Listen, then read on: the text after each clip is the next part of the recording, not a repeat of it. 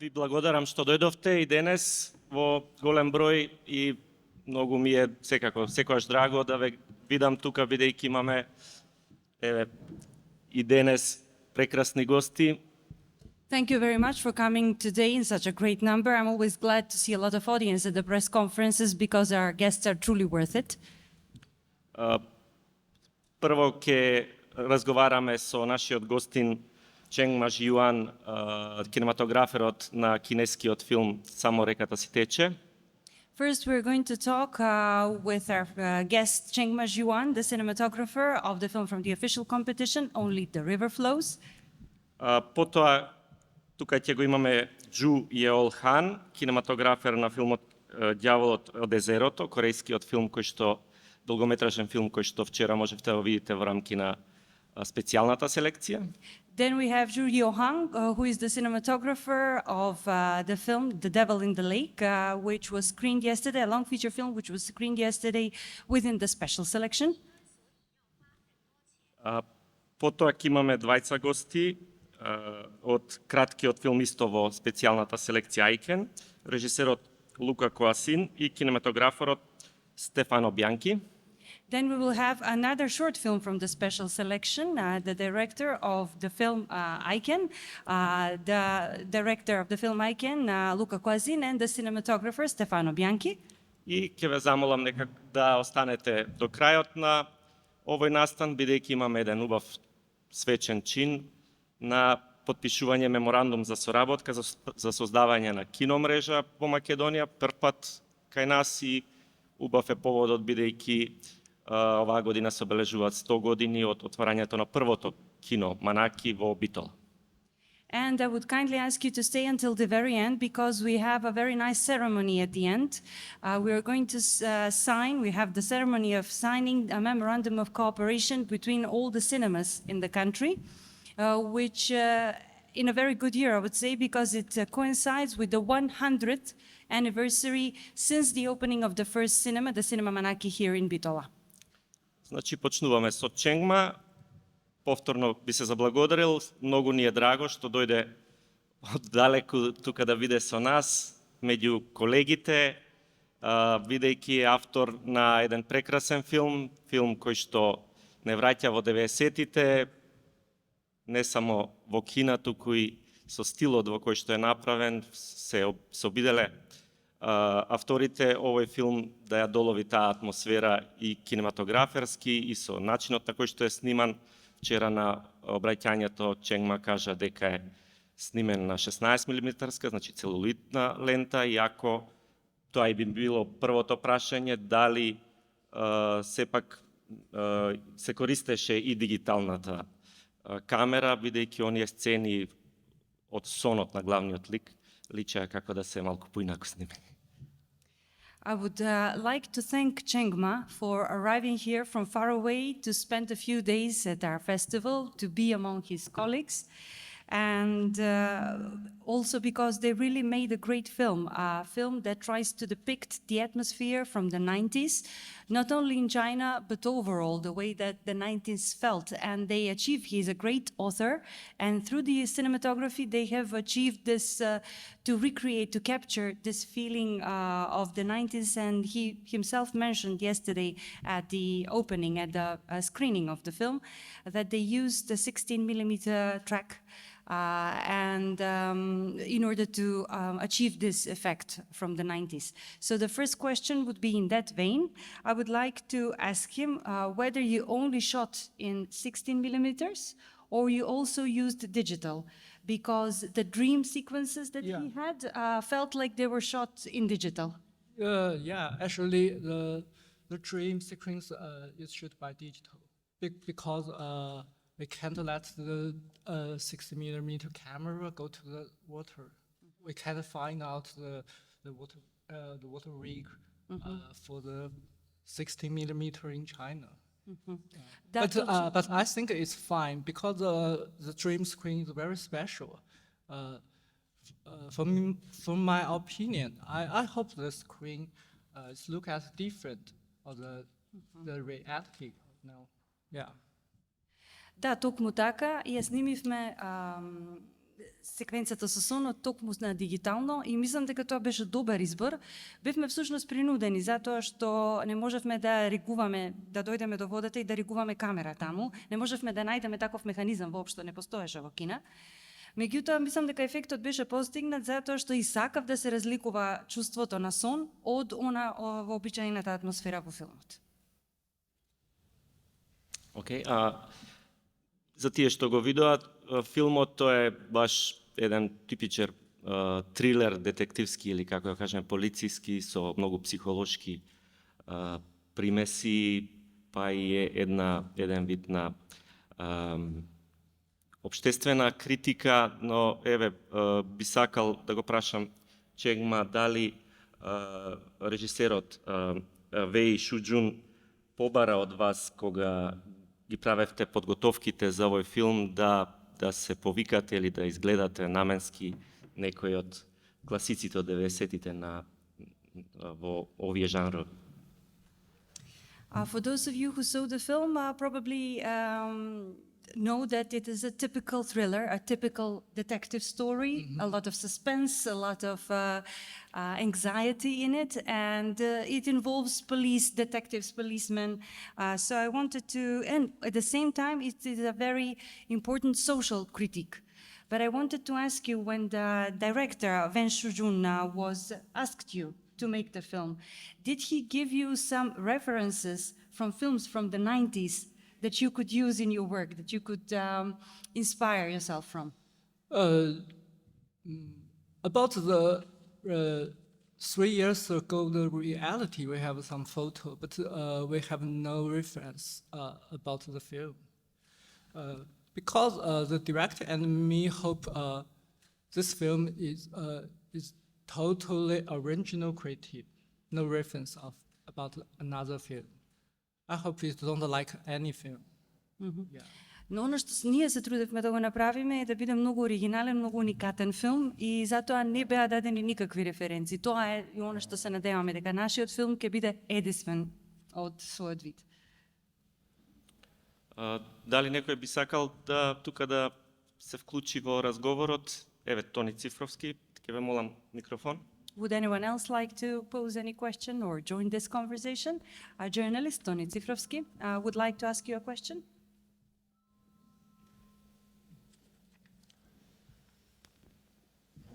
Ви благодарам што сте тука да го поддржите овој прекрасен филм.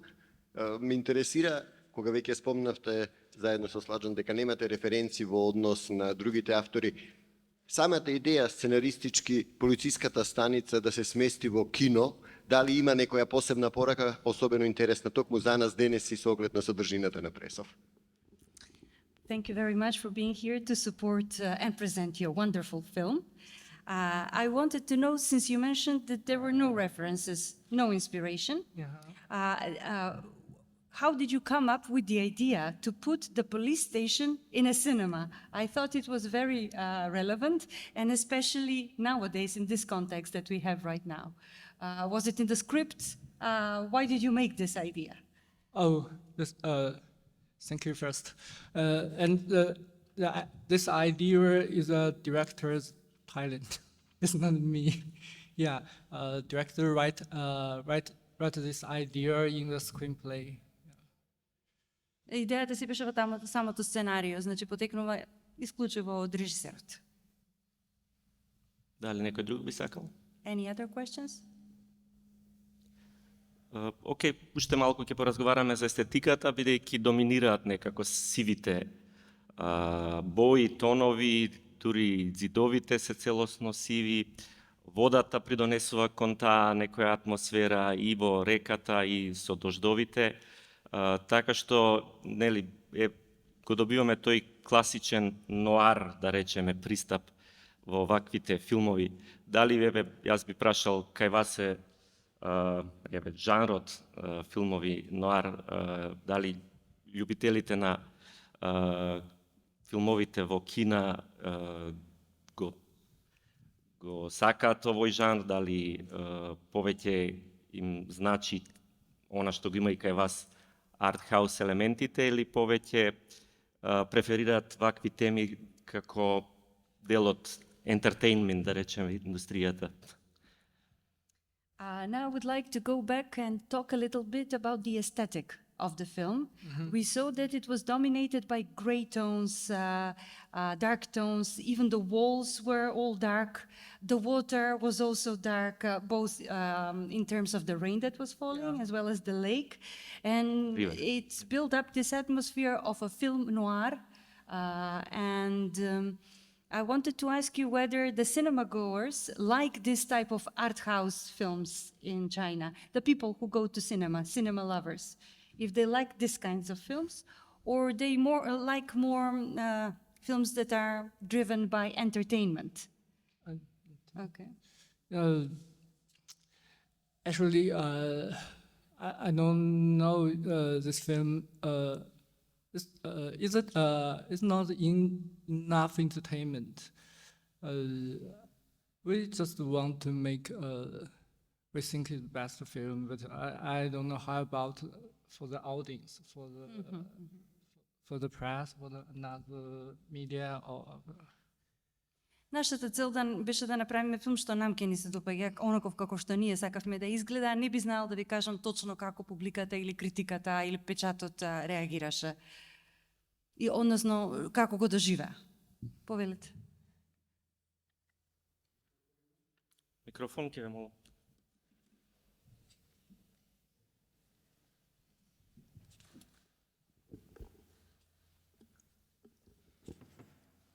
Знам дека ова би било многу повеќе прашање за режисерот на филмот, но сепак ме интересира со оглед на тоа дека кинематограферот кажува дека немало референции според кои се водел овој, да кажеме, нов нуар филм.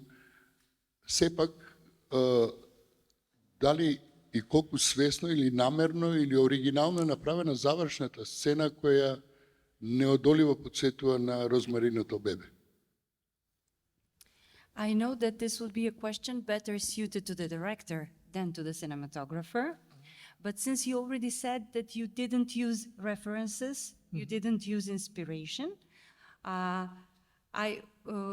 you have a final scene final scene sequence that really reminds of the film Rosemary's Baby.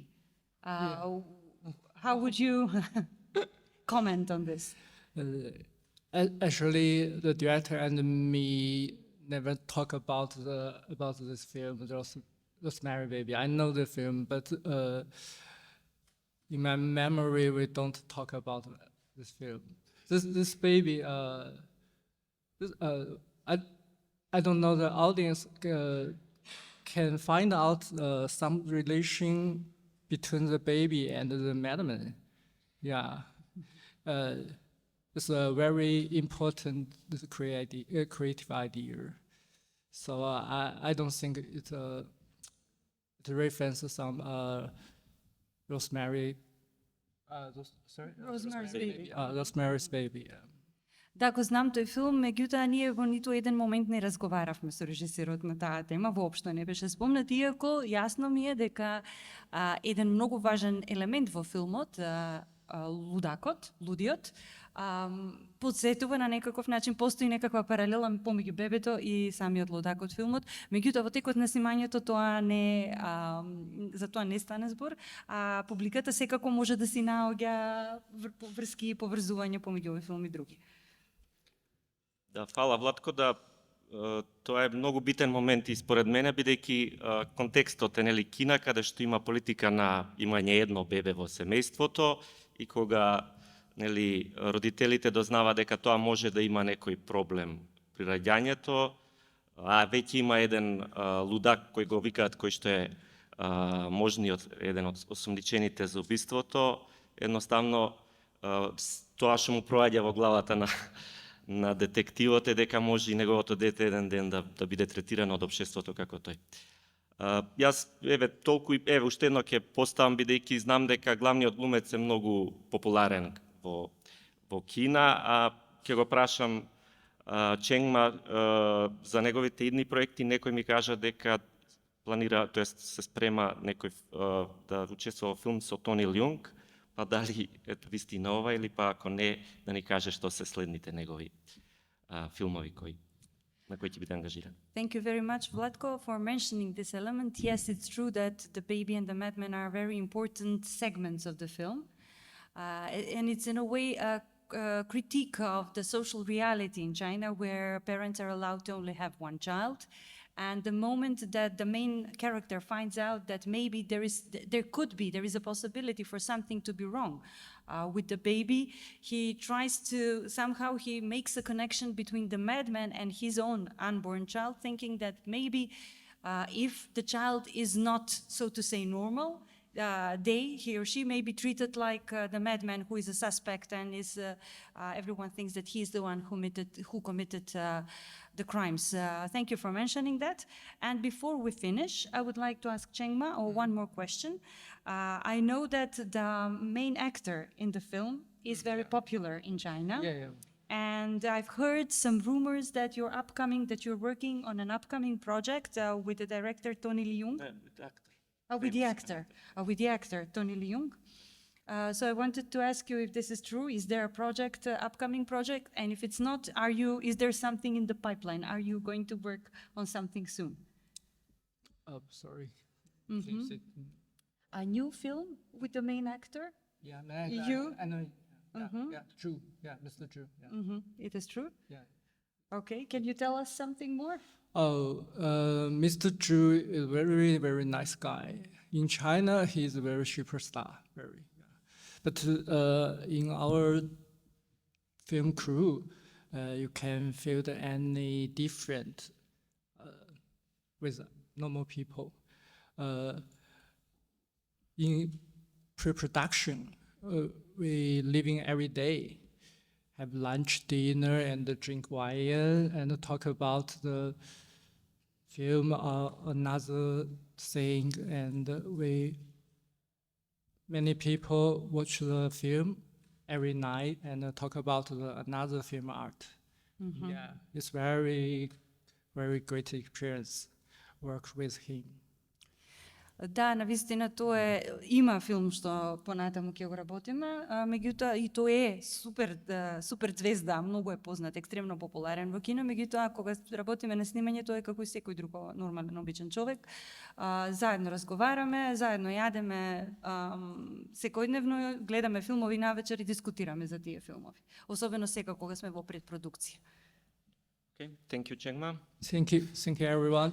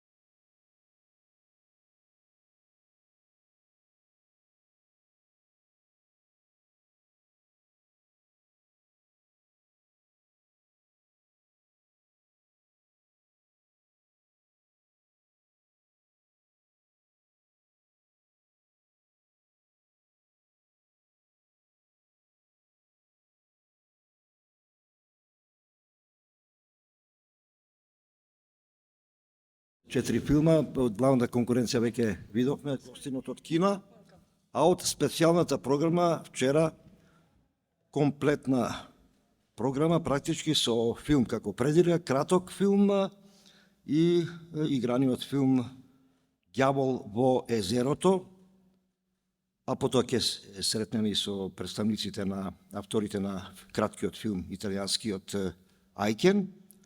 И сега го поканувам, тука е со нас, нашиот гостин од Јужна Кореја, Ю или Џу Јел Хан. Ю or Џу? Џу Јел. Џу, окей. Филм кој е, условно ќе кажам, многу сроден со кинескиот, на некој начин имаме, така да кажам, по-специфични жанрови од азијатските кинографии, водечки и двете, кинеската и јужнокорејската. Еве, слушавте и го видовте филмот кој е мощно интересен, филмот од главната конкуренција, а секако и овој кој е потипичен како хорор филм со сите елементи на хоророт, кои се сами по себе податливи за секој кинематографер. Кога имате таква една фантастика на испреплетеност во хорор жанрот, каде што практички се можни сите варијанти, полно изненадувања, што се вели, златен рудник е за кинематограферот да дојде до полн израз.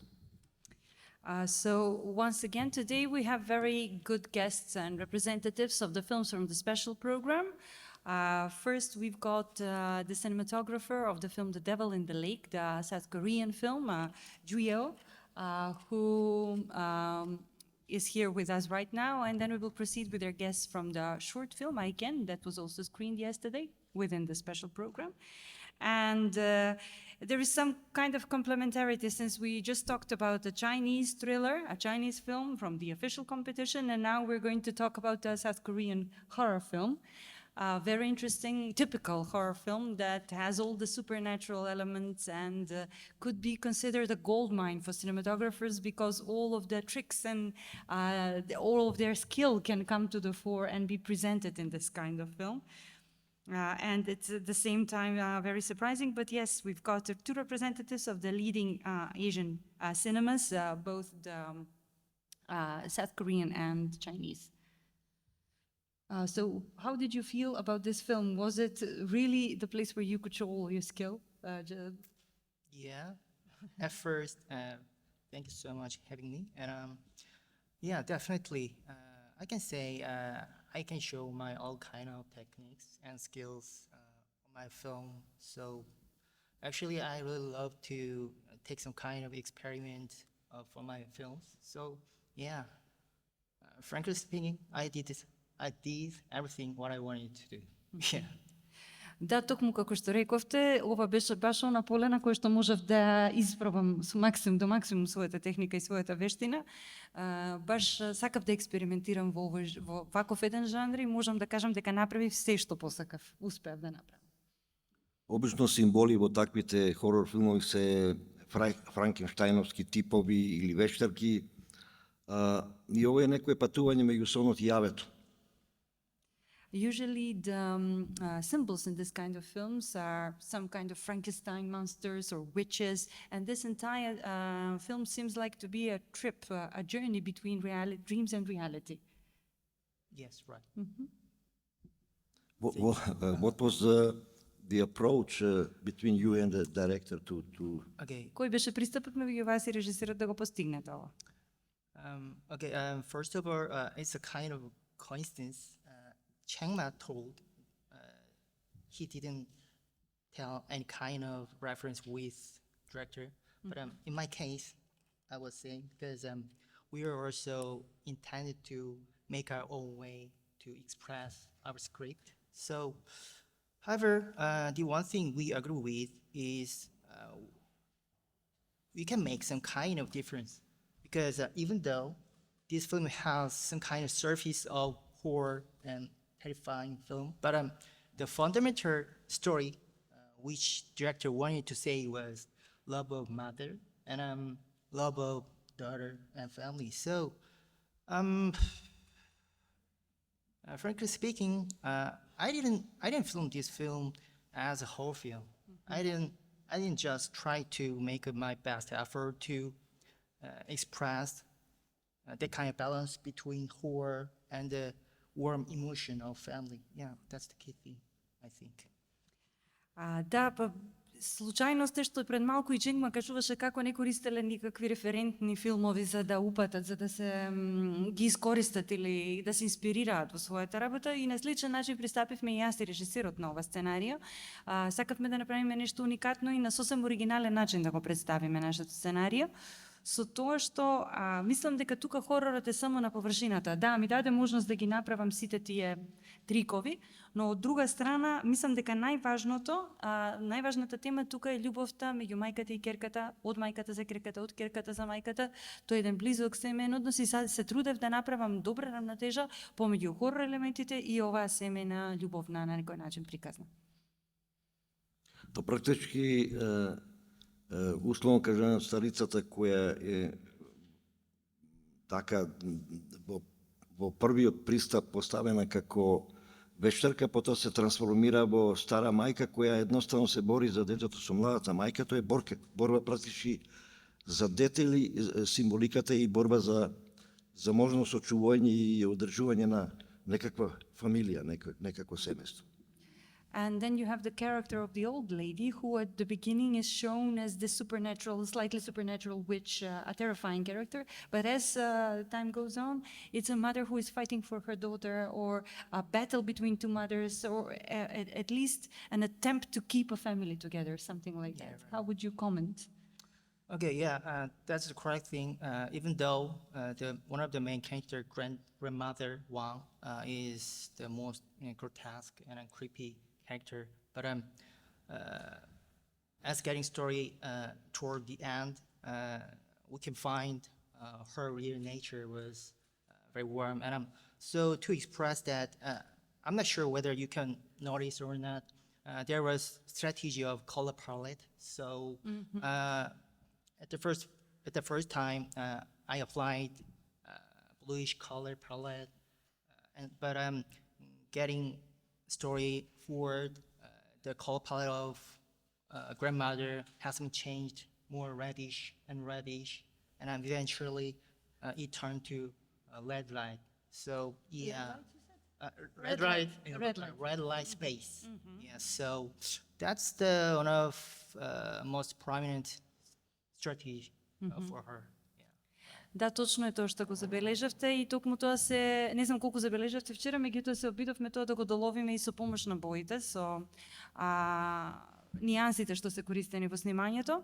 Значи, таа на почетокот е овој страшен застрашувачки морничав карактер, меѓутоа со текот на приказната се дознава дека всушност таа била многу топла и добра мајка. И затоа кога почнавме во почетокот на действието, таа е снимана со синкасти тонови, претежно сино светло, меѓутоа како што се развива филмот, користи все повеќе и повеќе црвени тонови, така што на крајот веќе речиси само со топли тонови, со црвена светлина е осветлена за да го доловам тој момент. Апсолутно тоа се суптилности кои се во доменот на спецификите и суперпрофесионализмот на кинематограферите. Ние не можеме да бидеме такви специјалисти, но се препознава тоа и тоа се тие темни тонови. So yes, these are subtleties, which are some of the tools that the master cinematographers use to achieve a desired effect that we as an audience are unable to read, but we read the overall message. Yeah, but what I want to point out is it's not only my thing. I really appreciate for this kind of thing for my art director, because I always love to co-work with my art director very closely. So to achieve this kind of color palette strategy, I cannot do that only my power. Yeah, so all kind of props and lightings and art direction is very contribute to achieve that strategy. И морам да кажам дека сепак ова беше тимски напор, тимска работа, затоа што не имаше да можам да ја остварам оваа стратегија за колор палетата, за палетата на бои, доколку не ми помогне останатите членови на тимот, во случајов уметничкиот директор на филмот, за да можам да го сменам и осветлувањето и така натаму. Па според вас како што ве гледаме, вие секако им припаѓате на најмладата или помладата кинематографија во светски веќе со големи дострели афирмираната јужнокорејска кинематографија која стигна и до Оскари. Ние овде традиционално го негуваме јужнокорејскиот и азискиот филм, да не говорам за кинескиот, за јапонскиот. Така да вие припаѓате на голема кинематографија, како го наоѓате местото во целата таа голема конкуренција, тој мејнстрим и вие со вашите определби. Дали ви е фах хоророт или тоа се некои изливи на привилегијата на младоста да направи нешто по-провокативно, по-експериментално и така? Since you belong to the youngest generation of cinematographers, and two very great of a great cinema, the South Korean cinema, which has been on the rise for a very long time and has been nominated for Oscars and has gotten different kind of awards. Not to speak of the other major South Asian cinemas, the Chinese, the Japanese, which are really very prominent and that we foster at our festival here. Iranian also. Iranian. I wanted to ask you, how do you find your place among the competition of other cinematographers there? How do you find your own place among all the other people who work on cinema in South Korea? South in Korea. South Korea? Yes, and is horror your preference, or is it something that you got as a privilege to be able to do all your tricks and all your skills? Okay, it's kind of some complicated story, but yeah, okay. Specifically saying, how can I say? I'm a full-time employee of KBS, the company, Korean Broadcasting System, which is the national broadcaster company in South Korea, which is the biggest and most influential media company. At the moment, South Korean film and broadcasting industry have a very strong tendency mixed, film and broadcasting mixed together. So actually, this feature film is the first try of my company for a film industry, and yeah, very fortunately, I was assigned for this film as a DOP. And, yeah, that's a story why I filmed this, why I shoot this film. Па всушност ова е доста сложена приказна затоа што сум јас работен со полно работно време, односно на неопределено во КБС, KBS, тоа е the Korean Broadcasting System, значи корейскиот главен радиодифузер, националниот сервис, што би го рекле на наша. И тоа е најголемата медиумска компанија која што продуцира многу и на некој начин се испреплетува често филмската индустрија соработува со овој дифузер.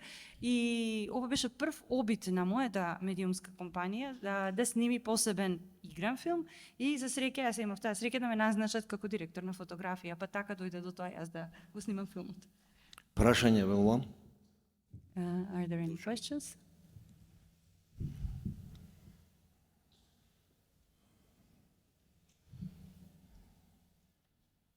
Po meni kao filmskom kritičaru mislim da je na filmu izuzetno značajan uopšte zajednički rad cijele ekipe. I moje pitanje, kako je za vas kao snimatelja, koliko je značajno to da ekipa bude uigrana i da li vi morate uspostaviti neku vrstu prijateljskog odnosa sa svim članovima ekipe, i sa glumcima i sa ostalim članovima ekipe, i da li je to uslov da se jedan film napravi uopšte kao dobar film. Znači taj zajednički rad, jer film ipak ima autora, ali taj autor mora da uspostavi dobar odnos prema svim članovima ekipe. I šta vi mislite, vaše lično mišljenje o tome? To me, as a film critic, is what I would like to ask you as a film critic is how did you cooperate as a team? Because films are team efforts, and how free were you to do your own job? And did you have a very friendly relationship with the rest of the members of the cast and crew? Because the author is an author of the film, but it's still a teamwork. And how much did you have the support of the other people that you worked on set with? You mean my film crew or director or Everyone. Everyone. Yeah, definitely. I normally really have really close relationship with my crew, including director. So yeah, if I don't have the kind of close relationship with my crew, I think I cannot achieve anything. It's not possible. So yeah, that's the thing. But yeah, that's the thing. Да, вообичаено се трудам да имам многу близок однос и со режисерот и со останатите членови на екипата, затоа што не знам колку би, особено тие со што ми се најблиски соработници, затоа што не знам колку би можел било што да успеам доколку ние немаме добар однос меѓусебно. Luka, you want to ask? Okay. Микрофон вамо?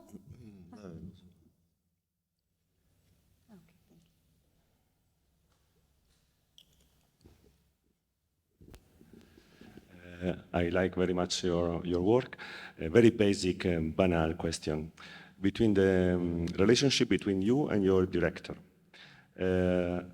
Talking about some choices of the movie. So, for example, the smoke, or for example, it's raining and there is the sun coming, or for example, the use of the white lenses. Some moments there are this beautiful movement with white lenses, and you go back to normal. How much is by your side? How much is the choices by your director? This was planned before, or the smoke you decide at the last moment? I'm very curious about these visual choices, because they are basic choices, of course. Thank you.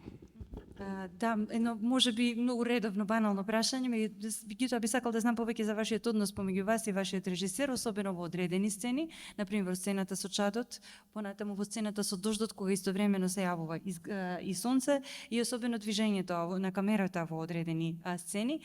И до кој степен тука тоа беше ваша одлука, до кој степен беше одлука на режисерот, дали тоа беше нешто што беше однапред извежбено или се одлучи во тој момент? Okay, in terms of the kind of things, I think I was so fortunate because, frankly speaking, my director gave me a lot of freedom to express myself because actually in my whole career, I have made many of drama series and films as a DOP. I continued my style very similar to this film. So that's the reason why my director wanted to work with me. So he asked me, do your thing at the most extreme level. So in the situation, many of things was my choice, but definitely always I want to get agreement with director, and in terms of super ultra wide angle lenses usage or customized lens usage. Also, I already did previous my works. So my director already aware of it. So he asked me, let's do it again. So that's the thing. Мислам дека во овој случај јас имав многу среќа, затоа што режисерот ми даде комплетна слобода и голем дел од работите за кои што ме прашавте беа мој избор. Всушност, јас во мојата кариера сум работел доста на драмски серии и телевизиски серии, каде што сум бил директор на фотографија, и мислам дека токму поради тоа режисерот ми избра да го направам овој филм, да му бидам кинематографер на овој филм, со тоа што ми рече, рацете ти се отврзани, прави го она што вообичаено го правиш до најекстремен можен начин. Меѓутоа, секако, дека иако се овие мои избори, се што направив, јас направив со дозвола искомуницирано беше со режисерот. И објективите, и начинот на снимање и така нато. Добро, ако нема друго прашање, јас му се заблагодарувам. You wanna ask, okay?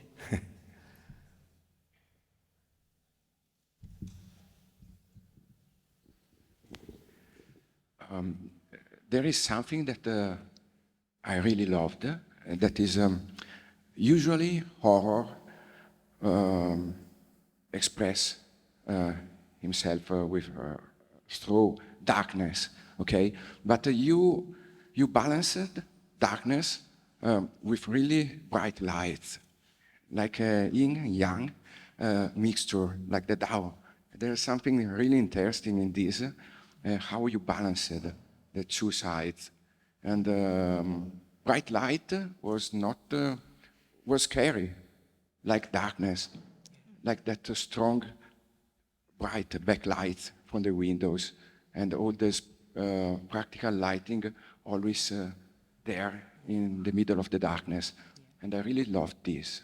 And again, maybe, as Luca asked, this was your choice, or director's choice, or maybe it was already in your style?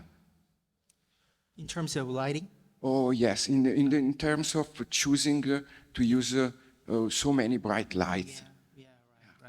Вообичаено знаеме дека во хоророт непознатото моќта се изразуваат со темни светла, со пригушени јаки црни светла, меѓутоа во вашиот случај вие многу убаво правите равнотежа, односно користите и силна бела светлина, која што на моменти е исто застрашувачка, еднакво застрашувачка и еднакво опасна, што дава чувство на опасност како и црната, и правите некогаш баланс како јинг-јанг, дури и кога начинот на кој што прозорците беа осветлени, изборот на осветлувањето и така натаму. Па сакав и јас лично како и мојот колега да ве прашам, дали тоа беше ваш избор или избор на режисерот? Okay, yeah. In terms of lighting strategy, I have very clear strategy. As you told me, in the horror genre, there is very typical norm of darkness. Almost all parties occupied by darkness. But my strategy was, even though there are definitely many part of darkness, always put the light lays. Yeah, including some kind of practical light. So, there's my choice, and I suggest to my director to utilize all kind of candles and a real fire. So, yeah, there's my choice, and I'm actually more specifically saying there was scene main character Boyoung go down to the warehouse to find her daughter, and in the scene I only use fire match because I wanted to get more natural look.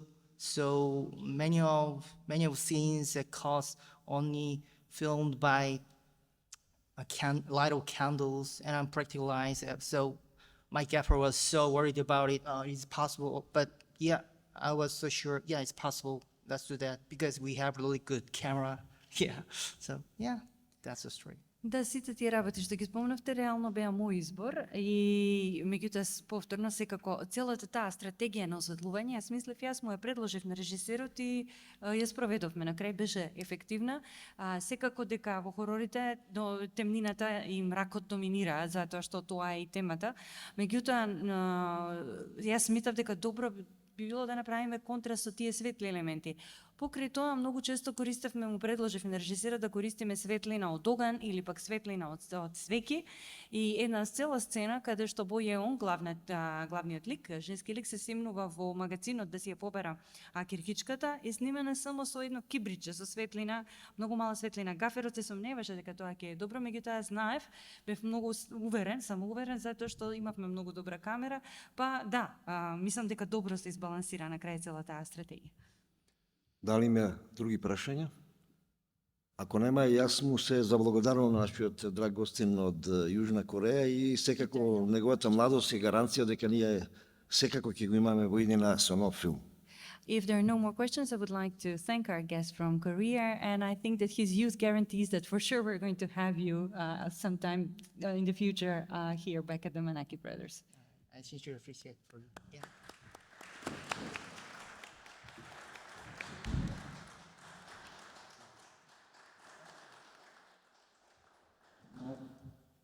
И сега, како што е најавено, нашите драги гости, од кои едниот е веќе наш со голем кредит кон браќа Манаки, автор, тоа е режисерот, авторот на филмот, краткиот филм кој практички беше предигра на филмот од Јужна Кореја, тоа е филмот Айкен, режисерот и сценарист Лука Коасин и неговиот кинематографер Стефано Бјанки. Please.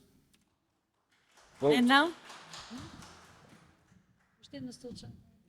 Аха, има. You share the mic, no problem. You share the film and the mic, of course.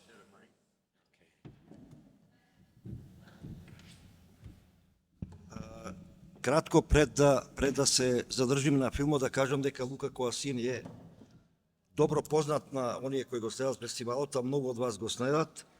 Тој е инаку по локација првично кинематографер кој е освојувач на малата златна камера 300 овде со филмот Парк. Потоа таа околност не спои во моментите кога требаше големиот еден од великаните на не само на италијанската, туку на светската кинематографија, кинематограферот Джузепе Ротуно, кинематограферот на големиот Фелини, чиј опус се знае каков е. Требаше да го донесеме, но неговата старост и болест го спречи Лука Коасин како негов студент, да искористивме таа шанса да го посети, да му сними видеоизјава и, бидејќи не можеше да биде присутен во Битола, не поздрави како лауреат на Златната камера 300 од екранот.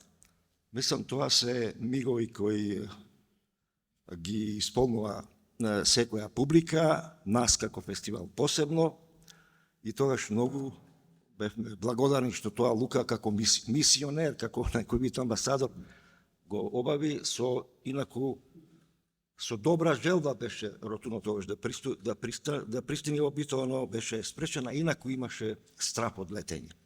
Како и да ние ја заокруживме, ајде. Морамо да го кажем.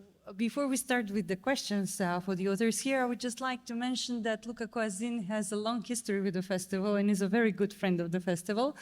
His history begins back when he won the small golden camera for his film Park. And then very kindly, in the year when we gave the Lifetime Achievement Award to Giuseppe Rotuno, who was the cinematographer of the great Fellini, you all know about Fellini and his films, when we gave him this recognition, but due to illness and old age, he wasn't able to come here. Luca Coasin, as his student, and due to his goodwill, went and shot the video message that Rotuno sent us and greeted us with. And we're very grateful to Mr. Coasin for doing this back then. And now so by providence, by vocation, he is genuinely a cinematographer, but this time he comes as an author with his short film, I Can, where he is the writer and director.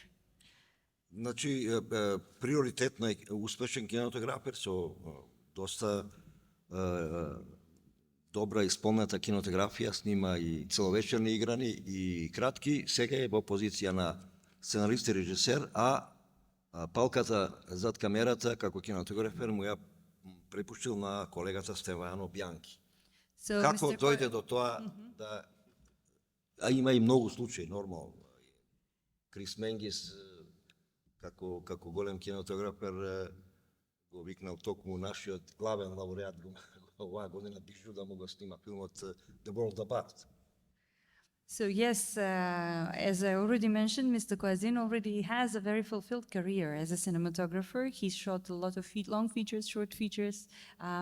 He was worked on a lot of projects. And now when he changed in a way his role and became an author by being a writer and director of the film, he decided to give the cinematography, to entrust the cinematography to his colleague Stefano Bianchi, which is not something that we haven't seen before, because the great Chris Menges, our previous laureate, when he was directing his own film, he gave the camera to Mr. Peter Bijou, who is this year's laureate. So can you tell us something more? How did you decide to make this move? Yes, I'm very happy to be back again to this beautiful festival. Thanks again. And no, this was just... It happened that Marco, the producer, gave me this track, this of 3 songs. I said, Luca, what we can do? We can do a short film, because I'm still a cinematographer, but I'm doing as director music video, but I'm still a cinematographer. So we have this challenge, and then, okay, I can direct music video, but of course, I need a cinematographer. All the biggest movies are a combination of great collaboration. Doesn't exist written, directed, photographed, acting and edited by. So I asked Stefan to be my DOP, and we are not here if I don't have a DOP. That's the point. So it's important the cinematographers to be chosen by director all the time. Јас и понатаму останувам пред се кинематографер и меѓутоа често режирам како режисер, работам на видеоспотови, музички видеоспотови, и пота продуцентот ми се јави и ми пушти една нумера и ми кажа ајде да направиме нешто со ова, и јас веќе влегов во улога на режисер, меѓутоа секако дека ми требаше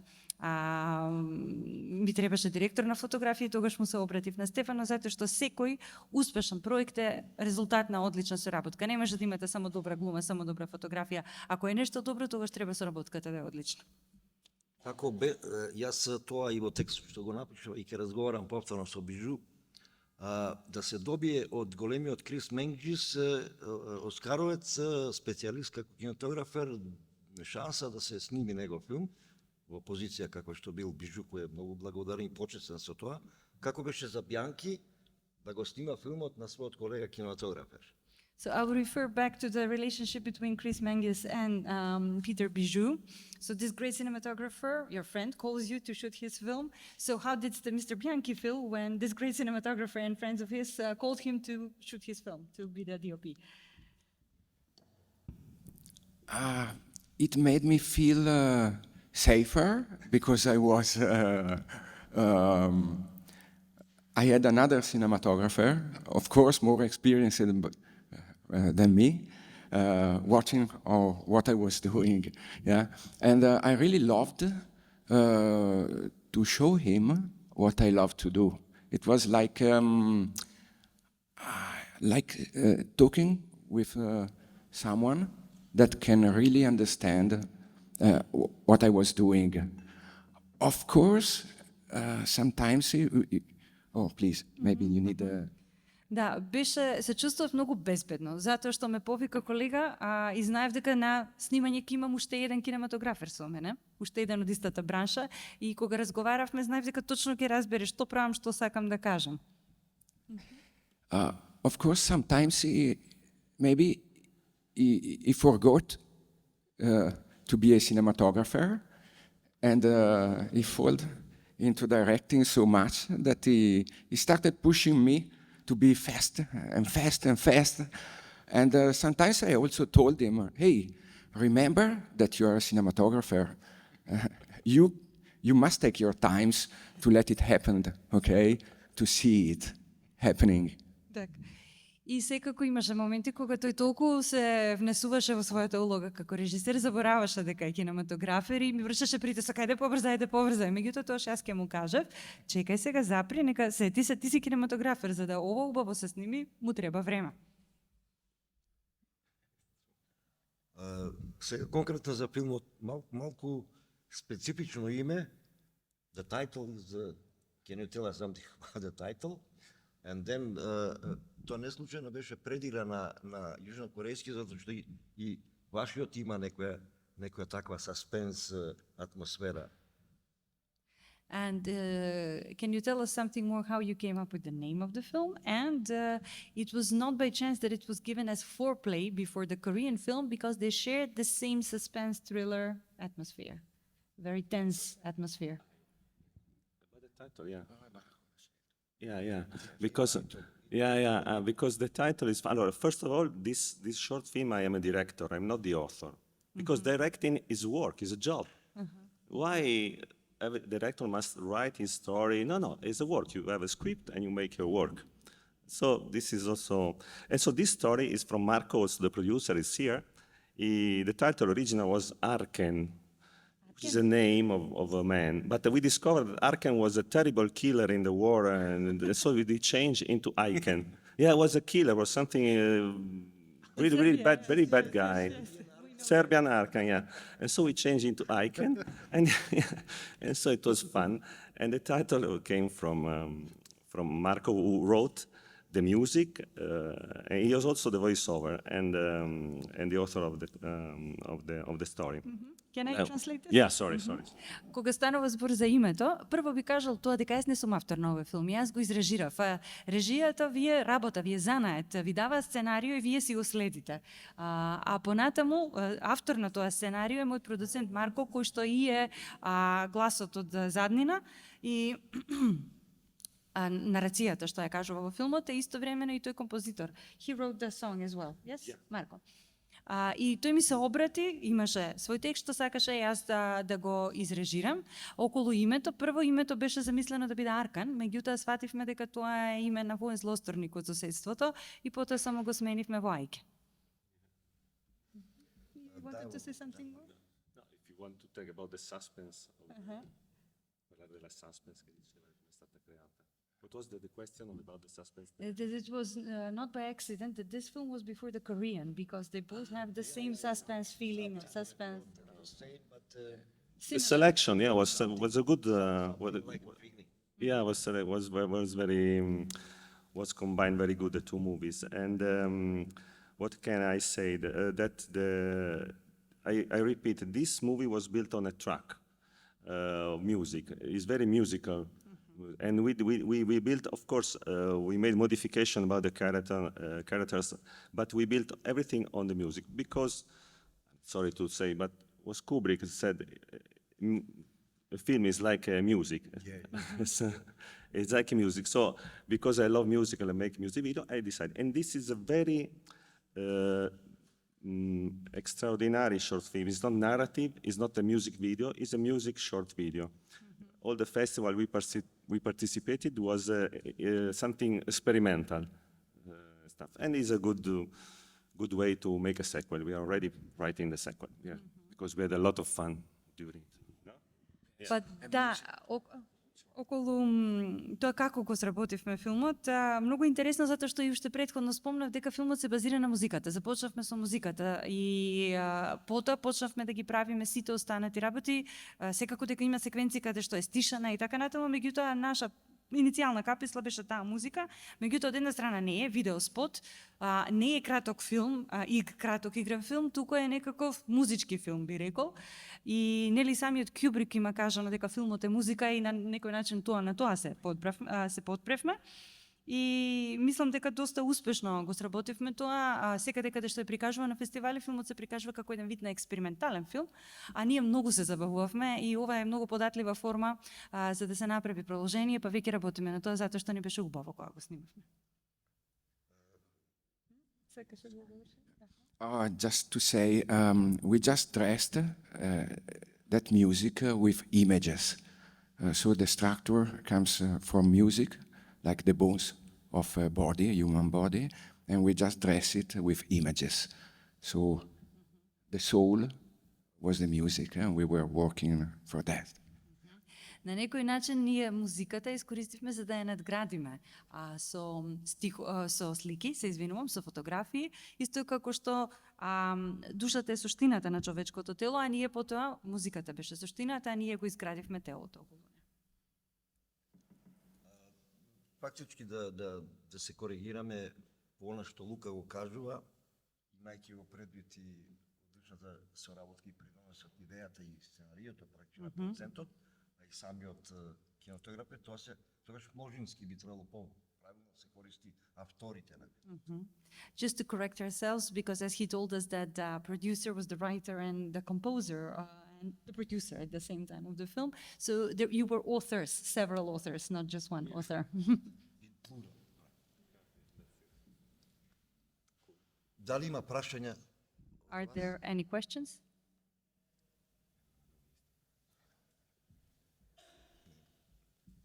Ако нема, јас If се there are none, I would заблагодарувам like- на Лука и неговиот кинотографер. Тие се веќе тим, веројатно ќе работат нови филмови и очекуваме како што Лука се врати, така и Стефано Бјанки да се појави со нов филм на целовечерен игран, секако, но и краток. Секогаш ни се драги гости, оние кои се наши големи приврзаници и пријатели на фестивалот Браќа Манаки. If there are no more questions, I would like to thank Luca for coming back here and his colleague Stefano Bianchi. We hope to see you come back at the festival with a short feature, with a long feature, with any kind of film. We always have a special place in our heart for people who are good friends of the festival.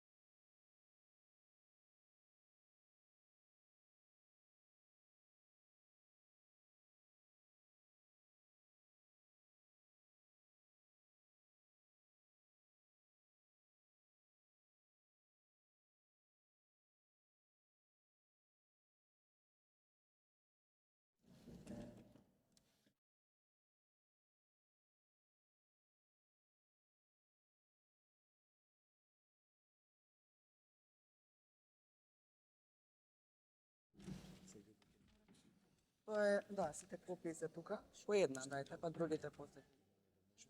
Александар. Па Александар од кинотека, дали ќе си? Само вода да почитам. Александър или Боjan, да.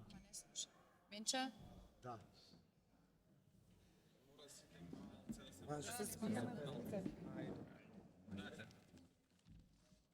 На крај ќе испопотпишеме за да се сликнеме, само да ви соопштиме за што сме тука. Ова се слуша, така вака е добро? Поблиску?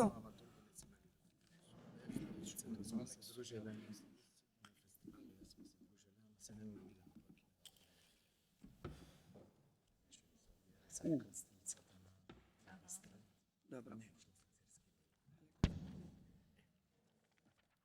Добро, драги колеги, почитувани новинари, со голема радост и големо задоволство сакаме да споделиме со вас дека денеска под медијаторство и иницијатива на организацијата Форум за разумни политики која што ја представувам, се потпишува меморандум за соработка помеѓу 7 киноприкажувачи во нашата земја, а тоа се Кинотеката на Република Северна Македонија, Синемак Паркинг киното во Битола, 3D кино Битола, односно Центарот за култура во Битола, Киноверзум Свети Николе, Кино Фросина од Скопје, Кино Милениум од Скопје и Синеплекс.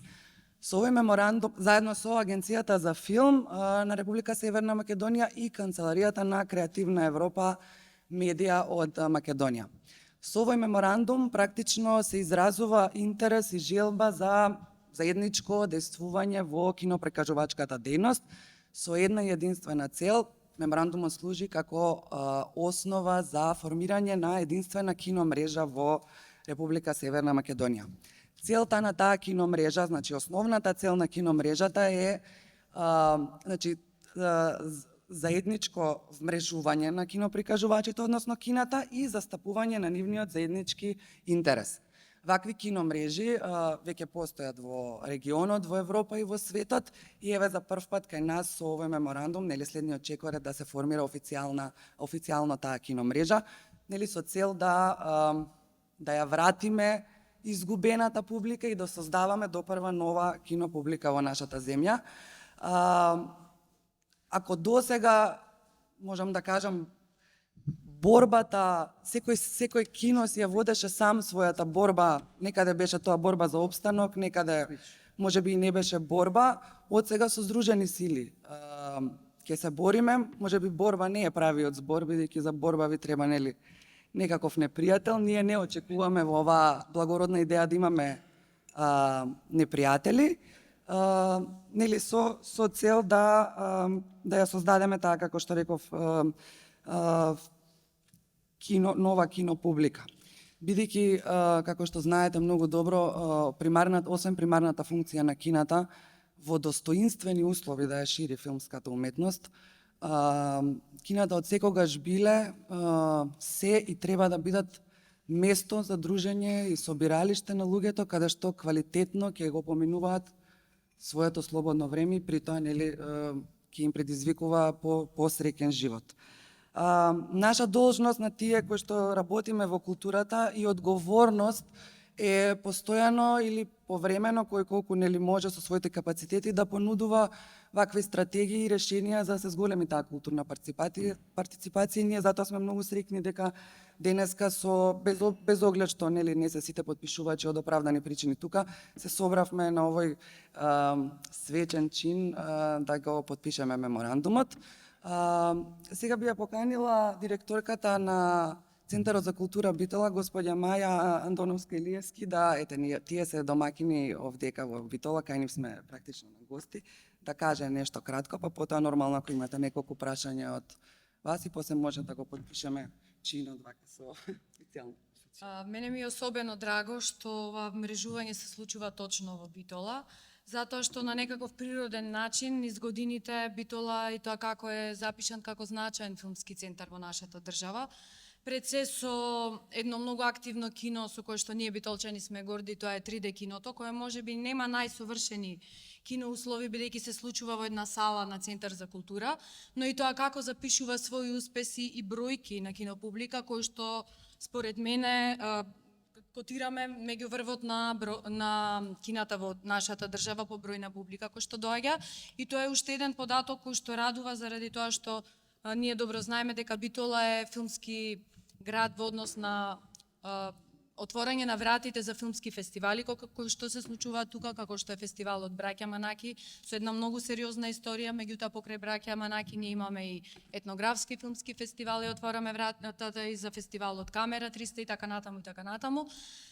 Така што навистина ми е драго што колегите од другите кина денеска ни дојдоа на гости во Битола, во склоп на овој прекрасен фестивал, но морам да кажам дека иако ова денес ќе биде официјално подпишано на едно парче хартија, ова иницијатива доаѓа природно и спонтано затоа што нашите кина природно се вмрежуваа во минатото.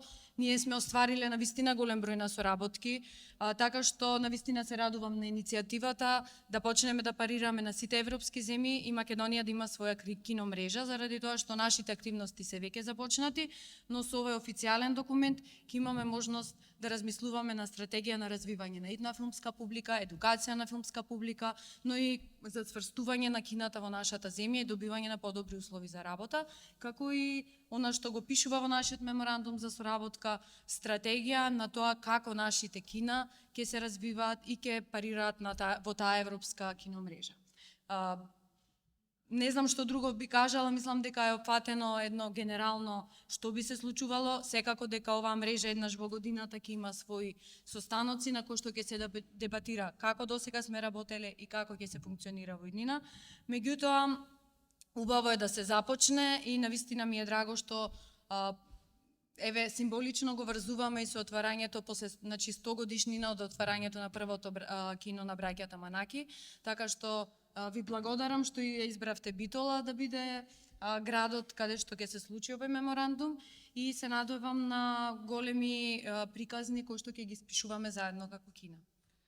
Благодарам. Ако ние го соопштивме тоа што го имаме, јас сакам да се благодарам само уште еднаш на фестивалот Браќа Манаки што е домакин на ова. Нашата следна средба е во Свети Николе, каде што ќе бидат домакини киноверзуми, каде што нели ќе се создаде официјално таа киномрежа. Само да појаснам, допрва идејата е да се зголемува со членови, да се приклучат кон киномрежата и се повеќе членови кои што нели ги исполнуваат условите за киноприкажување. Ако има некои прашања, повелете. Повелете. Само да може да одговарате се.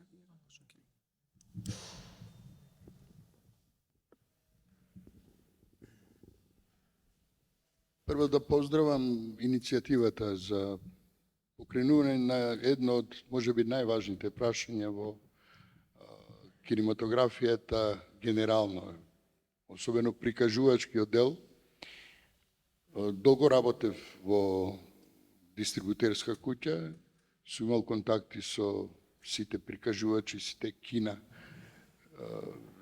Искрено жалам за времењата пред 30 на години, кога во Скопје само имаше 16 киносали, но иницијативата е можеби малку задоцнета, но има и објективни причини, ковидот и така натаму, за поздравување. Со тоа што, вие знаете, последно време се врти слоганот Македонија има повеќе филмски фестивали отколку киносали. Вашата задача, а и нашата во филмската фела е да ги смениме овие состојби и да се отпочне заеднички и заедничка работа која вие треба да ја направите. Од друга страна се појавува еден момент кој веројатно нема да биде доволно само да се умрежиме во тие заеднички киносали. Сериозно треба да се размислува за дистрибуција. Без дистрибуција киносалите ќе бидат и понатаму полупразни, ќе бидат непосетени, што значи дека организирана умрежување на кината е истоветно поврзано и со сериозен пристап кон дистрибуцијата на филмови. Треба да се работи и на тоа, може би тоа не е примарна задача сега ваша, но изворите на филмовите, на квалитетните филмови, на она што публиката и ќе ја привлече и она филмофилската и она стручната, треба да се негува. Поздрав уште еднаш до иницијативата и размислувате во иднина на тоа. Да, ќе имаме киносали, ќе направиме стратегија за повеќе публика, но со кои филмови? Благодарам. Фала. Благодарам, Владко. Ние веќе зборувавме дека во таа имавме вчера работна средба и накупа денеска нели ова јавно потпишување. Веќе зборувавме дека за таа киномрежа не се доволни вмрежувањата само на киноприкажувачите, туку нам ќе ни треба и некаков совет од стручни лица и луѓе кои што работат во културата, како што спомнав, така што допрва ние ќе се консултираме и ќе соработуваме со оние кои што го имаат искуството и оние кои што имаат различни идеи за како тоа да има добра стратегија поставено за да може да функционира и да има ефект. Така што благодарам и за поздравување. Билјана? Микрофон.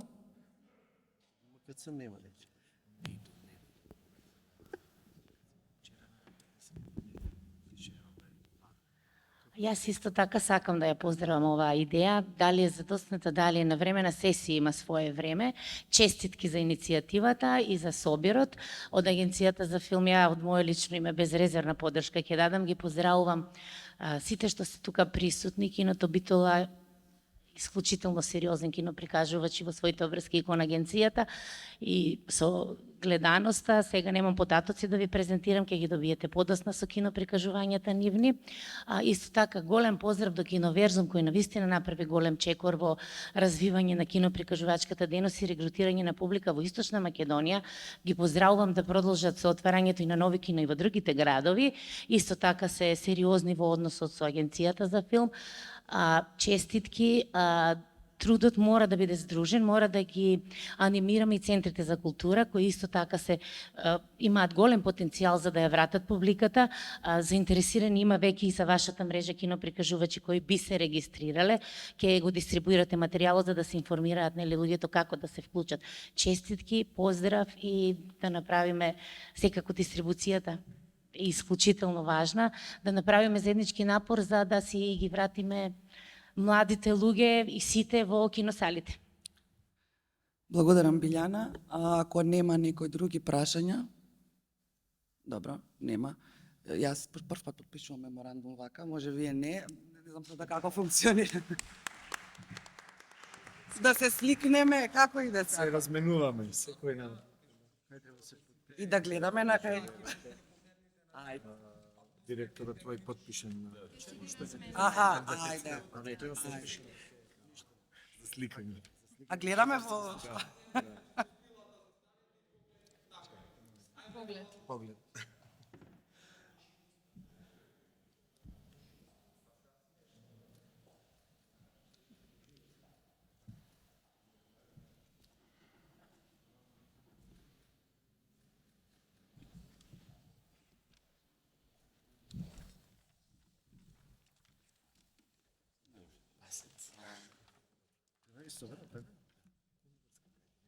Што ти Владо ќе го подпишеш на крај. Тоа е трансфер од Реал Мадрид и Зентус. Да, и мој. Леле, јас се подпишав. И Станкови се подпишав. Моја е повели. Стил. Чекај. Дали види таму да ви рече што е од мене? Станкови ме подпишав. На еден. Некој не пише. Не, пише. Со, пише на никој гол. Влада е тука подпишан. Не, остај, нема, треба ние да се подпишаме на тој таму. Не работи тоа, не работи ни тоа, може да е добри стилот. Алевме. Закачивме. Има гајле, да ке Добро. Благодарам.